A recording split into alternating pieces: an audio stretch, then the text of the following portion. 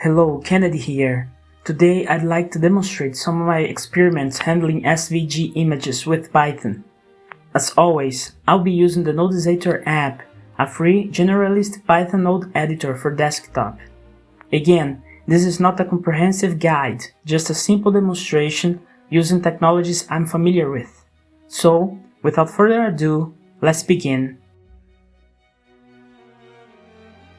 I'll start by pointing out that Pygame 2 can load SVG images as surface objects, that is, as still images. I'll demonstrate it using the Pygame Community Edition fork, which is the one used by Nodezator. So, by passing the path of the file to the load function of Pygame's image module, the file is loaded as a surface right away. This method offers no control over the output. We cannot control the scale of the image as we would if we were inside a web page. Also, I won't go into detail here, but SVG support is limited. Regardless of that though, I would argue that the subset of SVG that Pygame supports is more than enough for most purposes, including some advanced stuff. Let's now see another possibility. People sometimes forget that SVG is a text file with instructions to create shapes. This means we can easily create SVG data by writing our own instructions. In this example, I wrote a simple text describing the flag of Japan in SVG. Then I convert it into bytes, feed them into a bytes.io object, which works just like a file, and feed this bytes.io object to the load function of Pygame's image module. Let's see the result. On top of being a text file, SVG is actually a markup format. It is just XML, and since Python has a standard library module to deal with XML objects, using an object-oriented approach, you can manipulate SVG shapes with it. It's called XML E3 element tree. Here I created custom functions to encapsulate some of its behavior as nodes. So, I have some basic objects again. I put them inside an SVG object, convert them as an XML byte string, and do the same as I did before. Create a file-like object and feed it to Pygame image load. Let's see the result. Again, here we have the flag of Japan. Before we continue to the next item, I'd like to demonstrate another possibility regarding this item.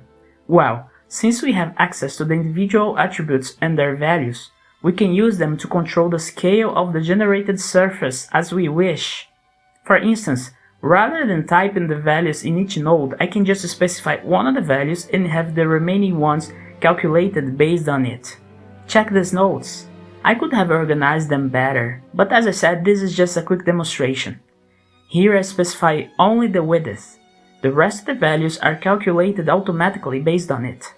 Let's connect these values to the nodes representing our shapes and see this in action.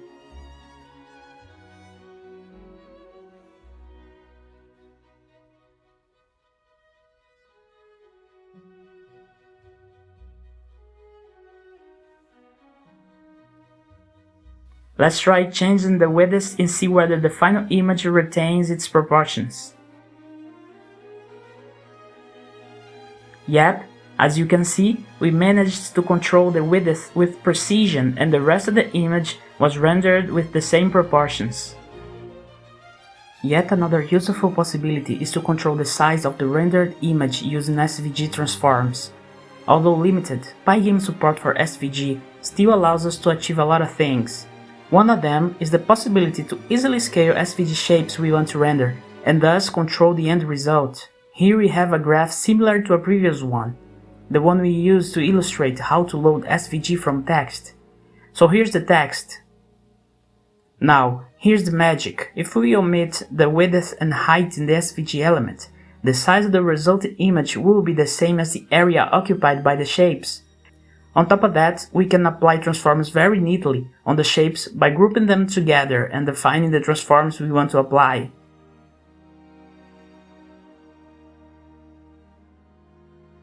Now let's see the result. As we can see, a very neat scale transform was applied. Again, this allows a lot of control over the resulting image. Let's now also rotate the shape. Let's see the result. Again, very neatly scaled and rotated. Let's also skew it on the x-axis.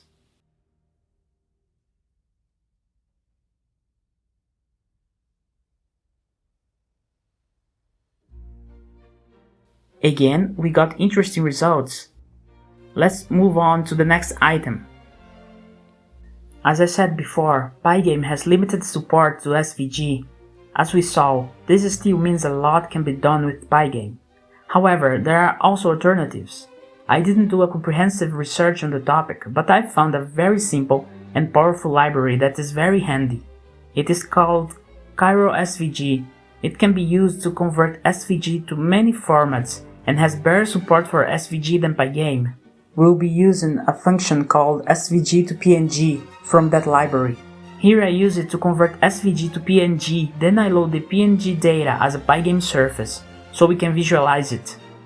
Let's see it in action. Cairosvg offers additional options when converting SVG. It allows us to directly control the generated format via parameters. Here I'll quickly demonstrate only 3 of them.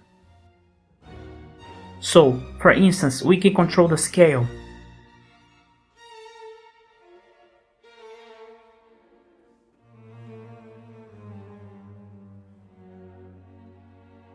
We can also control the width or height of the output.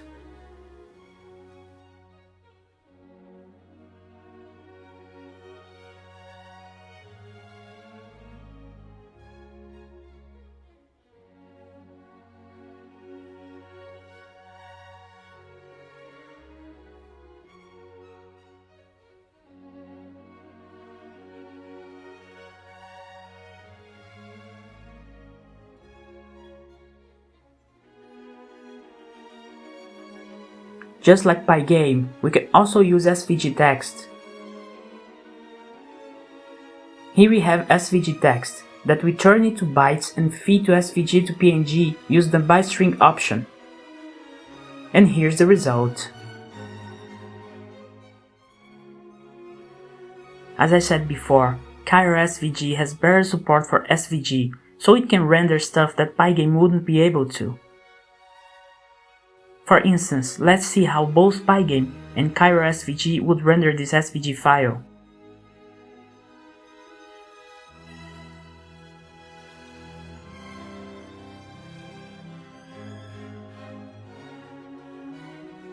As can be seen, there were no errors, but Cairosvg was able to render more elements than Pygame.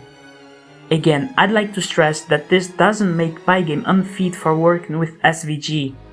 Pygame's SVG support is still very useful and can be used for a lot of things. However, it is great that we have alternatives like Cairosvg that can do even more whenever we need. I'd like to finish this demonstration by showing some useful stuff that can be easily done with SVG in Pygame. Stuff that would otherwise require too much work to do using other methods. So, for instance, you can create stuff like dashed lines, or a smooth curved path, or, why not, a dashed path.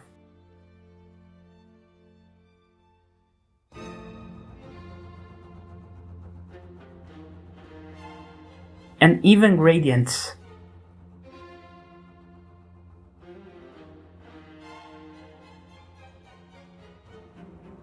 That concludes this demonstration. Please consider supporting the development and maintenance of Nodezator by donating or becoming a patron of the IndiePython project. Also, subscribe to our YouTube channels and follow us on our social networks. Thank you for your attention. See you next time.